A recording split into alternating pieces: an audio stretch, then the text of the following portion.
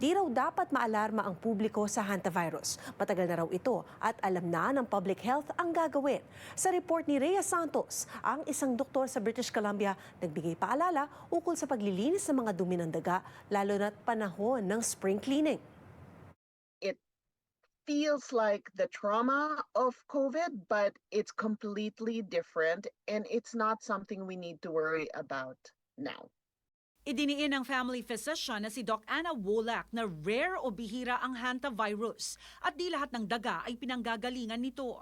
Matagal na raw ang hantavirus kaya alam na ng public health ang gagawin. Careful monitoring and precautionary isolation, that's public health doing exactly what it should be doing. So, maging maalam, hindi maalarma.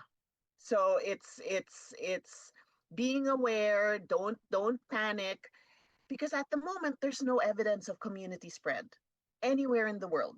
Ilang Canadians ang kasalukuyang naka-isolate, kabilang sa 140 pasahero ng MV Hondius, ang cruise ship na nagkaroon ng hantavirus outbreak.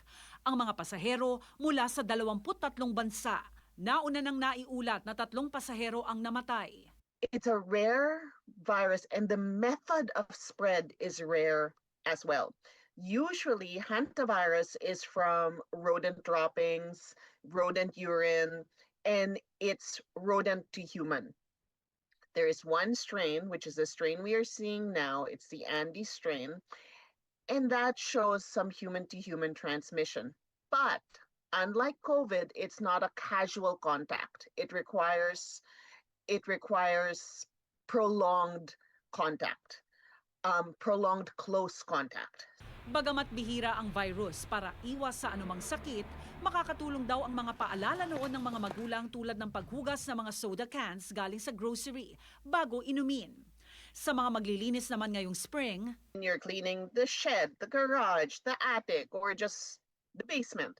And you know there could be rat droppings. Don't use a vacuum. Don't use the walis. Don't give it a chance to whoosh up, sort of thing, like dust. Put gloves on. You want to clean up the mouse droppings, for example. Wet paper towels, wet it so that it doesn't get a chance to whoosh up in the air, so to speak. Wear a mask while you're cleaning, both for dust and for these sort of particles as well.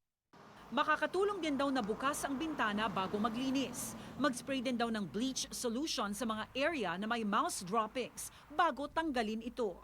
Rhea Santos, Omni News, Vancouver.